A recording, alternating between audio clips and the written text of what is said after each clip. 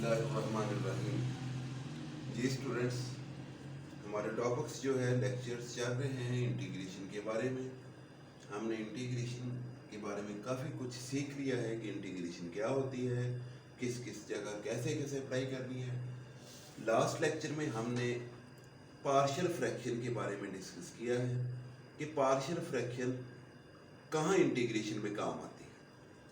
इसके लिए मैंने आपको पार्शियल फ्रैक्शन की डेफिनेशन, उसके बाद मैंने आपको बताया ये था कि पार्शियल फ्रैक्शन क्या चीज़ होती है।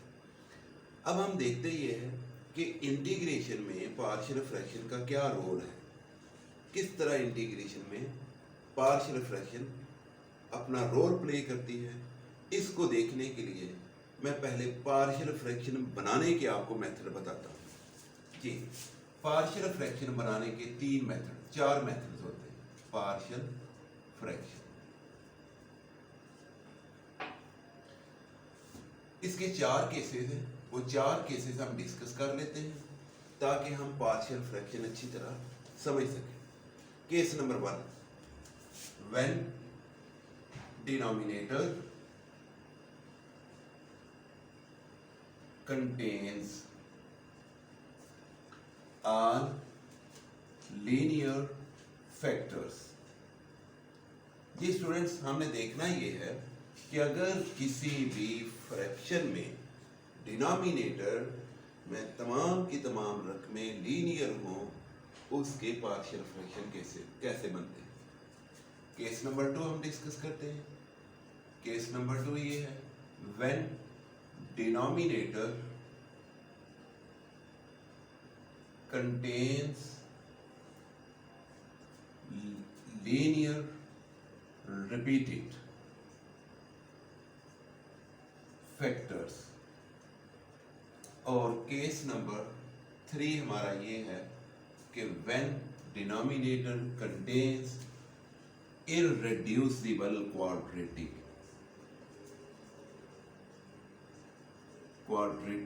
फैक्टर्स।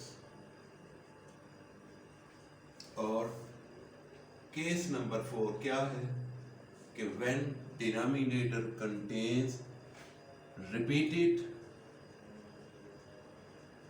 इररेड्यूसिबल quadratic factors. मैं आपको सबकी इंशाल्लाह ताला एक्सप्लेनेशन कर देता हूँ। लीनियर फैक्टर्स को आप समझ रहे हैं कि जिसमें x की मैक्सिमम पावर 1 आ रही हो। दूसरे केस में एक लफ्ज़ इस्तेमाल हुआ है लीनियर रिपीटेड। मैं इसकी वजाहत करता हूँ। आपके सामने x प्लस ए, ये एक लीनियर है। अगर इसकी कोई पावर आ जाए, 2 आ जाए, 3 आ जाए, n आ जाए, कोई भी पावर आ जाए, that is called the linear repeated. इसको क्या बोलेंगे हम? लीनियर रिपीटेड बोलेंगे। तीसरा केस क्या है? इररेड्यूसिबल क्वाड्रेटिक। अब यहाँ स्टूडेंट बात बड़ी इंपॉर्टेंट है, समझने वाली है। इररेड्यूसिबल क्वाड्रेटिक क्या होती है? मैं आपके सामने एक रकम लिखने लगा एक्स स्क्वायर प्लस ए स्क्वायर। इसके अल्टरनेट मैंने एक रकम लिखी एक्स स्क्वायर माइनस ए स्क्वायर। अगर हम दोनों को देखें, दोनों क्वाड्रेटिक है, बिकॉज इसकी पावर भी 2 आ रही है, इसकी पावर भी 2 आ रही है। क्वाड्रेटिक इक्वेशन वो होती है, क्वाड्रेटिक रकम वो होती है जिसमें एक्स की मैक्सिमम पावर 2 आ रही हो। इट मीन्स ये दोनों क्वाड्रेटिक है। अब इन दोनों में फर्क क्या है? अगर आप इसको देखें, इस क्वाड्रेटिक के हम फैक्टर्स नहीं बना सकते, लेकिन इसके फैक्टर्स बन सकते हैं। जैसा कि आप जानते हैं, इसके फैक्टर्स हो गए x प्लस ए इंटू एक्स माइनस ए।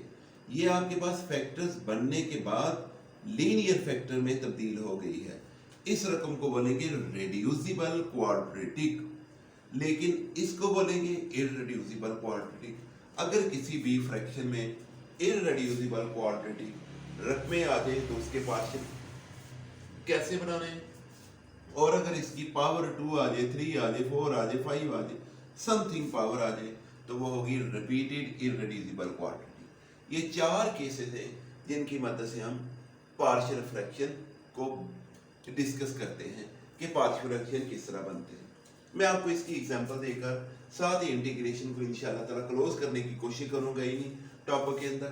मैं आपके सामने एक क्वेश्चन लिख रहा हूँ ताकि हम इंटीग्रेशन को और पार्शियल फ्रैक्शन को दोनों को कंबाइन करके समझ सकें। ये क्वेश्चन ये है, integration of 1 over x square minus 1 into D X. आपसे कहा जाए कि इसकी इंटीग्रेशन फाइंड करें, तो हम कैसे फाइंड करेंगे? जी स्टूडेंट्स, यहाँ अगर आप देखें, यहाँ आपके पास जो रकम है वो है 1/x² - 1। हम इसकी इंटीग्रेशन फाइंड करना चाहते हैं। हाँ जी, सबसे पहले हम क्या करेंगे, इस रकम को पार्शियल फ्रैक्शन में चेंज करने की कोशिश करते हैं। पार्शियल फ्रैक्शन कैसे बनेंगे? हम इसके लिए कंसीडर हम लिखेंगे ये कि 1/x² - 1। अब मेन टारगेट हमारा ये है कि हम इसके पार्शियल फ्रैक्शन बना दें। जिस स्टूडेंट्स आप देखेंगे, ये जिस रकम के भी पार्शियल फ्रैक्शन बनाना मतलूब हो, यानी हमारा टारगेट हो कि हमने इसके पार्शियल फ्रैक्शन बनाने हैं, उसके लिए आपने चंद चीजें लाजमी चेक करनी है। नंबर 1, जिस रकम के पार्शियल फ्रैक्शन बनाना मकसूद हो, सबसे पहले देखना है आया कि वो रकम प्रॉपर है या इम्प्रॉपर है। जी, इसके डिफरेंशिएट मैंने आपको पिछले लेक्चर में बता दिया है कि प्रॉपर क्या होती है और इम्प्रॉपर क्या होती है। प्रॉपर जिसमें ऊपर वाली की रकम की पावर नीचे वाली रकम की पावर से कम हो, वो आपके पास प्रॉपर होती है। आपके सामने ये रकम एक प्रॉपर है। अब आप देखेंगे ये अगर प्रॉपर है तो पार्शियल फ्रैक्शन बनाने का सेकंड स्टेप ये होगा कि आप इसमें डिनोमिनेटर के फैक्टर्स बना लेंगे। 1/x+1 × x - 1। ये आपके पास डिनोमिनेटर्स के फैक्टर बन गए। डिनोमिनेटर के फैक्टर्स बनाने के बाद अब हम क्या करेंगे, 1/x+1 × x - 1। जो आपके पास डिनोमिनेटर के फैक्टर्स बने हैं, इसके बाद आप इसके केसेस चेक करते हैं कि इसको ऊपर जो 4 केसेस अभी हमने लिखे, case number 1, case number 2, case number 3, case number 4, कौन सा केस अप्लाई हो रहा है। इसके लिए स्टूडेंट्स हम देखेंगे, ये देखें इसमें जो डिनोमिनेटर है उसमें जितनी भी रकमें मल्टीप्लाई हो रही है वो तमाम की तमाम लीनियर है। इट मींस इसके ऊपर केस नंबर 1 अप्लाई हो रहा है। अब केस नंबर 1 को अप्लाई करने के लिए आपने देखना ये है कि नीचे लीनियर है तो इसको आपने अलग अलग शेप दे देनी है। x - 1 अलग अलग ओवर में लिखें। यहाँ आप लिखेंगे a, यहाँ हम लिखेंगे b। ये हमने सपोज किया और इसका नाम हमेशा आप इक्वेशन नंबर 1 लिखा करेंगे। जी स्टूडेंट, याद रखो जिस इक्वेशन के ऊपर a b c d e f जो भी लिखा जाता है, यानी ये वाली चीजें लिखी जाती हैं, उनको आप हमेशा इक्वेशन नंबर 1 का नाम दिया करेंगे। इसके बाद आपने करना ये है कि multiplying by x+1 × x - 1 on both sides. आप इक्वेशन नंबर 1 की दोनों अतराफ क्या करेंगे, ये जो डिनोमिनेटर है इक्वेशन नंबर 1 में लेफ्ट हैंड साइड में जो डिनोमिनेटर पड़ा हुआ है उससे आप पूरी इक्वेशन को मल्टीप्लाई करते हैं। जब मैं इस रकम को मल्टीप्लाई करूंगा डेफिनेटली ये इससे कैंसिल हो गई, यहाँ रह जाएगा 1, इधर आपके पास आ जाएगा x - 1 और इधर आपके पास आ जाएगा x+1। ये इक्वेशन नंबर 2 बन गई। मल्टीप्लाई करने के बाद जो आपके पास इक्वेशन आएगी वो इक्वेशन नंबर 2 कहलाएगी। जी स्टूडेंट्स, अब आप करेंगे ऐसे कि इक्वेशन नंबर 1 में जो a के नीचे रकम पड़ी हुई है, ये आपके पास क्या है, इसको अगर ये लीनियर है इसको पुट x+1 = 0। यहाँ से आप x की वैल्यू -1 इक्वेशन नंबर 2 में पुट कर दें। जब आप इक्वेशन नंबर 2 में लगाएंगे ये आपके पास आ जाएगा -1 प्लस 0, तो ये आ जाएगा -2a = 1। This implies that a = -1/2। ये आपके पास a की वैल्यू आ गई। इसके बाद आपने यही करना है कि दोबारा इक्वेशन नंबर 1 में b के जो नीचे रकम है उसमें से x की वैल्यू निकालनी है। यहाँ आप लिखेंगे put x - 1 = 0। This implies that x = 1 in equation number 2। दोबारा आप इक्वेशन नंबर 2 में x की वैल्यू पुट करते तो आपके पास क्या आ जाएगा, यहाँ आपके पास आ जाएगा, जी ये मैं पुट कर रहा हूँ value, 1 = a × 1 - 1 plus b × 1 plus 1 that is equal to ये आ जाएगा 2b = 1। This implies that b की वैल्यू कितनी आ गई, 1/2। ये आपके पास b की वैल्यू आ गई। अब आप देखेंगे आपने a की वैल्यू भी निकाल ली और b की वैल्यू भी निकाल ली। इसके बाद आपने करना ये है, ये जो आपके पास ए और बी की वैल्यूज आ गई है इनको इक्वेशन नंबर 1 में पुट कर देंगे। Put in one equation number 1 में पुट करेंगे तो आ जाएगा 1/x+1 into x minus 1 is equal to A की वैल्यू है 1/2 माइनस की ओवर x+1 प्लस बी की वैल्यू है 1/2 ओवर x माइनस 1। जी स्टूडेंट्स, हम देख रहे हैं ये पॉजिटिव वाली रकम इसको जरा पहले लिख ले 1/2 into x minus 1 minus 1/2 into x plus 1। ये आपके पास 1/x+1 इंटू एक्स माइनस 1 की वैल्यू आ गई। अब हमारा टारगेट ये था कि हम इसकी इंटीग्रेशन फाइंड करें, लेकिन हमने इंटीग्रेशन फाइंड करने से पहले इस रकम के पार्शियल फ्रैक्शन बना दिए। पार्शियल फ्रैक्शन बनाने का बेनिफिट ये हुआ कि ये जो दो रकमें फ्रैक्शन में थी मल्टीप्लाई हो रही थी वो प्लस माइनस हो गई। अब आपसे कहा जाए कि आप दोनों तरफ इंटीग्रेशन उठाएं, taking integration with respect to x on both sides. जब आप दोनों तरफ इसके इंटीग्रेशन उठाएंगे तो क्या आ जाएगा, integration 1/x+1 into x minus 1 with respect to x is equal to integration of ये 1/2 में बाहर लिख रहा हूं 1/x minus 1 with respect to x minus 1/2 इंटीग्रेशन 1/x+1 with respect to x। आप जानते हैं कि ये देखें x का डेरिवेटिव 1 होता है, नीचे फंक्शन ऊपर उसका डेरिवेटिव है, तो ये आ जाएगा natural log of x minus 1 minus 1/2 natural log of x+1 plus c। मजीद आप इसको सिंप्लीफाई कर सकते हैं।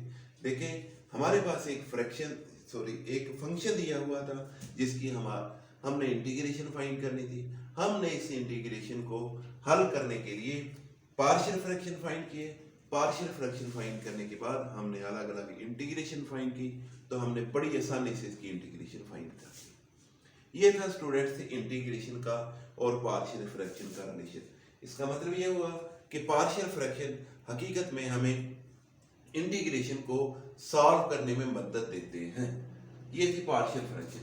हम इसकी और भी एग्जांपल कर सकते हैं जो कि आपने छोटी क्लासेस में पढ़ी होगी। यकीनन मैं उम्मीद करता हूं कि आपके पास पार्शियल फ्रैक्शन और इंटीग्रेशन का क्या रिलेशन है आपको अच्छी तरह समझ आ गई होगी, और इसके मुतल्लिक जो भी क्वेश्चन है आप बड़ी आसानी से आप सॉल्व कर सकते हैं। जी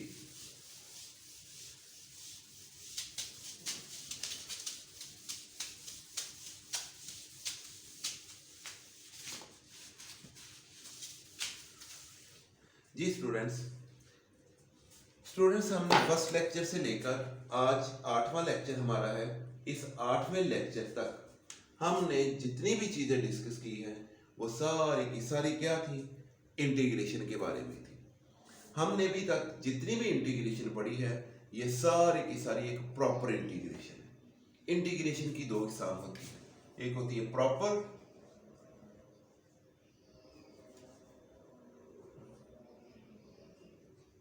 इंटीग्रेशन, इसको बोलेंगे प्रॉपर डेफिनेट इंटीग्रल बोलेंगे,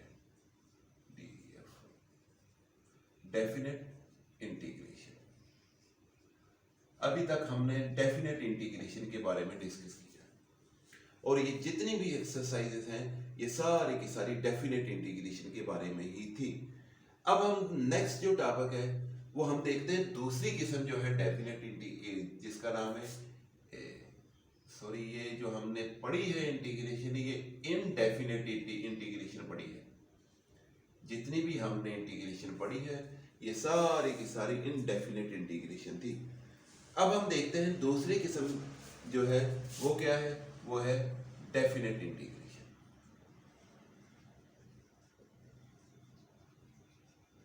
डेफिनेट इंटीग्रेशन क्या होती है इसके बारे में हम पढ़ेंगे। मैं कोशिश करूंगा जो आने वाले लेक्चर्स हैं और इस लेक्चर्स में मैं डेफिनेट इंटीग्रेशन के बारे में आपको कुछ कंसेप्चुअल चीजें बता सकूं ताकि आप उसको बड़ी आसानी से हल कर सकें। जी डेफिनेट इंटीग्रेशन नाम से ही जाहिर हो रहा है। देखें जितनी भी इनडेफिनेट इंटीग्रेशन है उसका आंसर जो है वो एक वेरिएबल की शक्ल में ही आता है। लेकिन डेफिनेट इंटीग्रेशन क्या होती है, ऐसी इंटीग्रेशन जो कि अपर और लोअर लिमिट के दरमियान डिफाइन कर दी जाए उसको हम डेफिनेट इंटीग्रेशन बोलते हैं। फॉर एग्जांपल मैं आपके सामने एक इंटीग्रेशन लिख रहा हूँ, इंटीग्रेशन। यहाँ आपके पास मैं दो नंबर लिख रहा हूँ, ए और बी नंबर्स हैं, ठीक है। ये इसकी अपर लिमिट कहलाएगी, ये इसकी लोअर लिमिट कहलाएगी। अब इंटीग्रेशन आपके पास वही है, F of x into D x. आप देखिए इसका कोई ना कोई आंसर जरूर आएगा, जो आंसर आएगा वो आ जाएगा कैपिटल एफ एक्स प्लस सी। इसके बाद आपके पास ये जो दो नंबर हैं इनको आपने इस तरह ऊपर नीचे लिख लेना। अब ऐसी इंटीग्रेशन जो कि अपर और लोअर लिमिट के दरमियान डिफाइन कर दी जाए उसको हम डेफिनेट इंटीग्रेशन बोलते हैं। तो इसका क्या है जी, an integral define between upper and lower limit is called definite integration. An integral define between upper and lower limit is called definite integration. अब हमने देखना यह है कि हकीकत में इंटीग्रेशन और डेफिनेट इंटीग्रेशन का क्या रिलेशन क्या है और ये क्या कहाँ काम क्या आती है। ये देखिए मैं आपके सामने ना एक फंक्शन का ग्राफ ड्रॉ करता हूं। मेरे सामने ये एक आपके पास फंक्शन था जिसका ग्राफ ड्रॉ किया है मैंने। फंक्शन था आपके पास एफ एक्स। अब जब भी आप किसी भी फंक्शन का ग्राफ ड्रॉ करते हैं एक्स वाई प्लेन में, वो एक्स एक्सेस और वाई एक्सेस को चंद पॉइंट्स पे जरूर काट रहा होता है। जिस तरह फॉर एग्जांपल ये आपके पास ग्राफ है, ये एक्स एक्सेस को इन दो पॉइंट्स पे काट रहा है। जिन दो पॉइंट्स पे कट कर रहा है एक्स एक्सेस को, ये पॉइंट्स वाले ये हैं। दो या दो से ज्यादा अगर हम मजीद ग्राफ ड्रॉ करें तो ये कुछ और पॉइंट्स पे भी कट कर सकता है, लेकिन मैं आपको समझाने की दो पॉइंट्स की मदद से कोशिश करूंगा। अब आपसे ये कहा जाए ये फंक्शन था जिसका ग्राफ ये आ गया आपके पास एफ एक्स, जिसका एक कर्व की शक्ल में ग्राफ आया है। अब मैं आपसे ये कहूं इस कर्व के अंडर और एक्स एक्सेस के बाद ये जो पोर्शन आ रहा है ये वाला, इसका आपने एरिया फाइंड करना है। तो ये कैसे फाइंड करेंगे? How we calculate the area under the curve and the above the x axis. अब इस कर्व का एरिया फाइंड करने के लिए हमारे पास कोई एक रेगुलर फार्मूला तो नहीं मौजूद। अगर यही डायग्राम एक इस तरह की एक रेगुलर प्लेन होती, ठीक है, ये रेगुलर प्लेन बन रही है, तो इसका एरिया फाइंड हम कर सकते थे अगर रेगुलर होती। लेकिन अगर ये इर्रेगुलर है इट मींस हम इसका एरिया देन भी फाइंड कर सकते हैं, लेकिन इसका क्या फार्मूला होगा? इसके लिए आप क्या करेंगे, इस फंक्शन की इंटीग्रेशन लिखेंगे। ये इसकी लोअर लिमिट और अपर लिमिट होगी। इसका मतलब ये हुआ कि जो आपके पास एरिया अंडर कर्व हुआ करेगा वो हकीकत में डेफिनेट इंटीग्रेशन हुआ करेगी। ये स्टूडेंट्स बड़ा इंपॉर्टेंट स्टेप है कि area under curve and above the x axis is called the definite integration. ये हकीकत में डेफिनेट इंटीग्रेशन क्या होता है। अच्छा, डेफिनेट इंटीग्रेशन की कुछ चीजें हैं जो कि हम मतलब थोड़ी सी डिस्कस करते हैं, बाकी इंशाल्लाह नेक्स्ट लेक्चर में भी हम इसको डिस्कस करेंगे डेफिनेट इंटीग्रेशन को। मेरे जो इनडेफिनेट इंटीग्रेशन है वो तो लेक्चर हमने खत्म कर लिया है। अब डेफिनेट इंटीग्रेशन को मैं थोड़े से आपको इसकी प्रॉपर्टीज बता देता हूँ ताकि हम नेक्स्ट लेक्चर में अपने आप को प्रिपेयर कर सकें कि हमने डेफिनेट इंटीग्रेशन को किस तरह डील करना है और किस तरह इसको समझना है और इसको एक्सरसाइज को कैसे सॉल्व करना है। जी, मैं आपके सामने डेफिनेट इंटीग्रेशन की कुछ प्रॉपर्टी रख रहा हूं। नंबर 1 प्रॉपर्टी, आपके पास एक डेफिनेट इंटीग्रेशन है एफ एक्स, इसका आंसर आया है प्लस सी। अब अपर और लोअर लिमिट को हमने लिख लिया, बी इसकी अपर लिमिट है, ए इसकी लोअर लिमिट है। बेसिक इसकी प्रॉपर्टी ये है कि हम जब अब सबसे पहले अपर लिमिट पुट करेंगे F of B plus C, फिर आप लिखेंगे minus F of A minus F of plus C. हमने अपर और लोअर लिमिट को पुट कर दिया, यानी हमने क्या किया है, इस वेरिएबल में जहां एक्स आ रहा था वहां बी पुट किया है बाद में जहां x आ रहा था वहां हमने a पुट किया है। इसके बाद क्या होगा हमारे पास, ये आपके पास आ जाएगा f of b plus c minus F of A minus C. ये देखिए ये c से कैंसिल हो जाएगा, ये f of b minus F of A आ जाएगा। मैं आपको इसकी एग्जांपल देता हूँ। For example integration 1/2 of x into D X, आपसे कहा जाए कि इसकी इंटीग्रेशन फाइंड करें। ये आपके पास डेफिनेट इंटीग्रेशन है। अब ये डेफिनेट इंटीग्रेशन इस वजह से है क्योंकि ये अपर और लोअर लिमिट के दरमियान डिफाइन कर दी गई। इसको हल करेंगे x²/2, ये आपके पास लोअर लिमिट है, ये अपर लिमिट आ गई इसकी। अब इस पे देखिए मैंने यहाँ c नहीं लिखा, उसके ना लिखने की वजह ये है कि ये c से कैंसिल हो जाते हैं। हर क्वेश्चन में ऐसे ही हुआ करेगा कि c से कैंसिल हो जाया करेगा। तो अब आप इसकी अपर लिमिट पुट करें 2² 2, फिर माइनस लोअर लिमिट 1 पुट करेंगे 1² 2, हल करें 4/2 माइनस 1/2, हल करेंगे तो 3/2। देखिए डेफिनेट इंटीग्रेशन का आंसर एक नंबर आया है। ये डेफिनेट इंटीग्रेशन की सबसे पहली प्रॉपर्टी है कि हमने पहले अपर लिमिट हल करके फंक्शन को उसकी अपर लिमिट और लोअर लिमिट को पुट कर दिया करना। दूसरी प्रॉपर्टी ये है कि डेफिनेट इंटीग्रेशन में a और b आपके पास एक फंक्शन है, अगर आप इसकी लिमिट्स को चेंज कर देते हैं, मतलब बात करने का ये है कि आप b की जगह a और a की जगह b लिख देते हैं, लिमिट्स इसके अपर और लोअर लिमिट्स चेंज हो गई है, तो आपके पास डेफिनेट इंटीग्रेशन क्या होगा, तो इसका साइन चेंज हो जाया करेगा। यानी डेफिनेट इंटीग्रेशन में अगर लिमिट चेंज कर दी जाए, अपर लिमिट को लोअर लिमिट की जगह और लोअर लिमिट को अपर लिमिट की जगह लिख दिया जाए, तो इसकी जो वैल्यू है वो चेंज हो जाती है।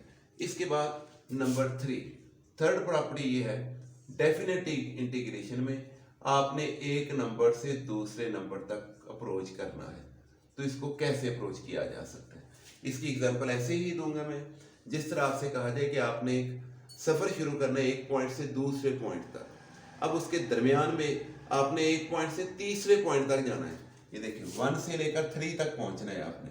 अब इसके दरमियान में एक नंबर 2 भी आ रहा है, अगर मैं ऐसे सफर करूं 1 से पहले 2 पर जाऊं, 2 से बाद में 3 पर जाऊं, या डायरेक्टली 1 से 3 पर मूव करूं, सफर तो दोनों का सेम होगा। इसी तरह डेफिनेट इंटीग्रेशन में अगर आपने a से c तक जाना है तो आप इसको ऐसे भी लिख सकते हो, a से b तक डेफिनेट इंटीग्रेशन प्लस फिर b से दोबारा सफर का आगाज शुरू करें और दोबारा c तक जाएं, देन भी आप उसको अप्रोच कर सकते हैं। ये 3-4 प्रॉपर्टी जो कि कॉमन इस्तेमाल होती हैं डेफिनेट इंटीग्रेशन में। बाकी इंशाल्लाह ताला मैं कोशिश करूंगा आपको नेक्स्ट लेक्चर में डेफिनेट इंटीग्रेशन के बारे में कुछ और बता सकूं और इसकी और भी हम एप्लीकेशन पढ़ सकें। बाकी इंशाल्लाह ताला हम नेक्स्ट लेक्चर में डिस्कस करेंगे। Thank you very much.